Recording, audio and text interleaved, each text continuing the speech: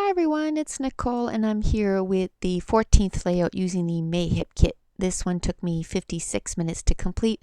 I'm showing you some of the stuff that I have left. I have some stickers left, some label stickers, and quite a bit of scraps. I still have a few sheets of full 12 by 12. I did keep some around. Been using a little bit more cardstock as my background because I wanted to stretch this kit as much as I could, and we had about a third of a pack of 6x6 pattern papers, so by using more cardstock I was able to stretch the kit a little bit more. So I'm going to use that Dear Lizzie, I believe that's Dear Lizzie pattern paper with the gray background and the white triangles. What happened is the layout that I did for Mason Had a Little Lamb, I took all my 12 by 12 and I took all the branding strip off of all the pattern papers because I wanted to use it, and because I love the branding strips, and I thought that was be a perfect layout to put it on. But now the problem is I don't have the branding strips for the pattern papers, but that's okay.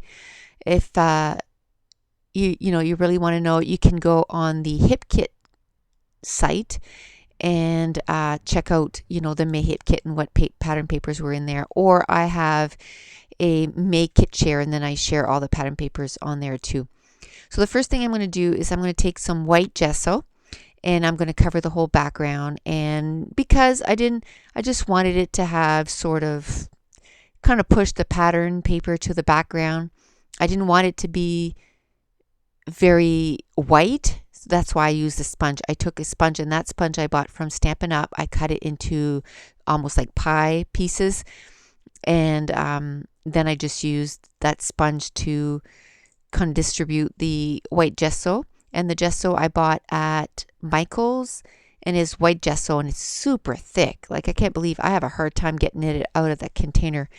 I believe I have one container of modeling paste that's empty, so I'm going to wash it out, and I'm going to put some gesso in there just so for things like that where I just want to use a little bit, I don't feel like I have to pour out a whole bunch, because it's really hard to control what you get out because of the thickness of it. So now that the gesso's dried, I use my heat gun to dry that up. Now I'm going to see what I can mount my photo on, and I'm just using some pink paisley scraps. And I'm just mounting the photo on the light blue one first. And that was the one that had the circles on the back that you could punch out. And then this pattern paper here, I love it so much that I want to use every single bit. So you'll see me using it on future layouts too. And it's like little bits and pieces that I use. So I'm going to double mount my photo, and then I'm going to add some more mats later on. And the last layout, I want to use this, what's it called? The brain is just dead right now. I had to stop the recording and say, okay, what is that stuff called? Tissue paper. And I just worked a day shift, so after a day shift, I just find like, whew, the brain just doesn't connect with the mouth anymore. We talk so much on the phone. It's just unbelievable. But anyway, so I want to use some tissue paper, and I didn't know if I want to fold it in half. I wanted it to have some texture in behind.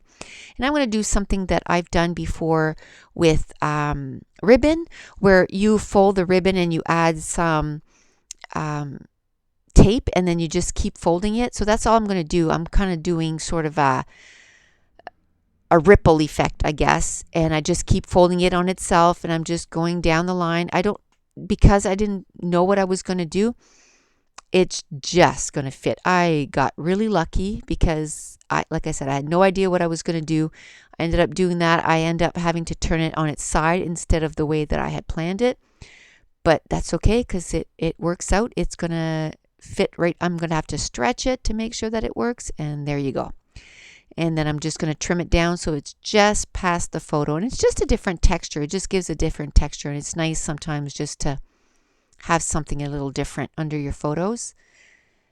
And then I'm going to mount it on that Citrus Bliss, the one that looks like lemons, and then another Citrus Bliss pattern paper. But first, I know I want to do something to the background, so I'm taking out my Distress ink in Mermaid Lagoon. And then my modeling paste, and that's just the cheap modeling paste that I think I paid $5 for a liter modeling paste. I have to say it's not my favorite, but I'm going to use it. I bought it. I'm going to use it, and it does the job. Once it's dry, you can't tell. I just find it's very, very liquid. It's not as firm, I guess, when you're first using it. So you got to wait a little bit, for it to dry. Now, to speed that up, because I could have keep smooshing the ink on the stamping block, but I have the re-inker, so I kind of cheated and went and got the re-inker and added it to the modeling paste until it was the blue that I wanted it. And then I'm just going to add a couple of spots on the layout where I'm going to add those triangles just to add, like I said, a little bit more dimension. And then I believe I just turn off the recording and come back once it's dry, because I find when you take your heat tool to it, it just does something different to the modeling paste. And I'm going to kind of debate. I think I even bring the heat tool maybe up to it, and then I just go, no, just let it air dry. You got stuff to do around the house, and come back when it's dry. So the recording is going to stop here in a second, and then I'll come back and it'll be all dried up. And now I'm going to work on some more layers.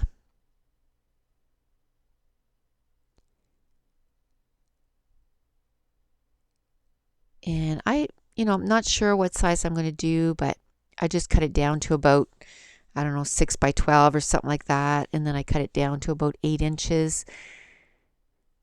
And I'm just going to layer it, differently. And then I think, it'd be nice to add a punch of yellow, because that pattern paper has the Citrus Bliss one, the one that has little lemons. It has a little punch of yellow, so I figured I would just want to add some more yellow color. So I'm going to use that template that has the words, and I'm going to use sweet and then love, and then also later on I'm going to stamp or ink out fun, and that's using the paint dauber that came in the color add-on. And now the word love at the bottom, I'm going to end up using that as part of my title. And again, when I start a layout, basically I've chosen the embellishments, and that's what I like about scrapping with a kit, because it's limited to me. So I go through the kit, I say, okay, this is what's left. I throw it all on a page, and then it kind of forces me to go, I guess, places where I've never gone before. No, just it forces me to use every single bit of embellishments, and I don't know what I'm going to do for the layout, and I just start scrapping. And I know I want to use like the tissue paper that comes in the kit, and so I just try to use whatever's in the kit and try to use it up as much as I can. And this is layout 14, so in about 3 videos, the same day that I upload video 17, I'm going to be uploading the Killikit video, and I'll show you all, I think it's 17 layouts that I got done with this kit. I ended up not doing a project life, and the main reason that I didn't is because we're this close that we have to go. So at this point, I kind of had to decide, do I keep scrapping, or do I do the voiceovers for the videos that I already have and upload them to YouTube so that I have videos to upload while we're gone? So I decided to do that. So when I come back, I'm going to be kind of racing to get the June kit done, because I'll be getting the July kit in as we're getting home, I think. So, which, I had finally caught up, but that's okay. I'll just give it the almighty power scrapping when I come back, and I'll get caught up again. So I used one of the chipboard frames that came on the pink paisley chipboard sticker sheets, and there was 3 sheets of it. And so I cut the frame in half, and I put it to the bottom of the photo, and it was perfect. It was like I planned it. It totally framed the word love with the frame. So then that's when I decided that I was going to make that my title. And then I took the rest of the frame and I just put it at the top of the layout, and I'm going to do a little embellishment cluster up there using the October afternoon label and a few puffy stickers. And then I used another paper clip, and it's the one that says number 2, and then Mason is 2 in this picture, so that worked out good.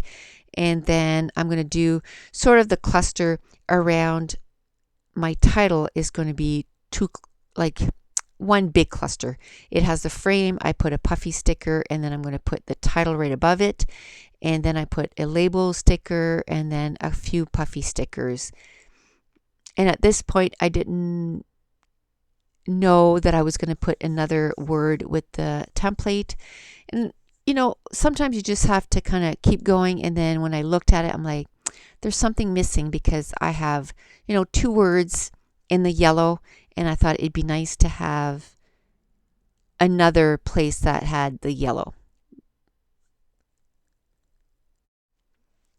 So now I'm going to work on my title, and it's with the pebble stickers. I'm just going to write sweet, and then like I said with the template, I stamped out or inked out love, so the title is going to be Sweet Love.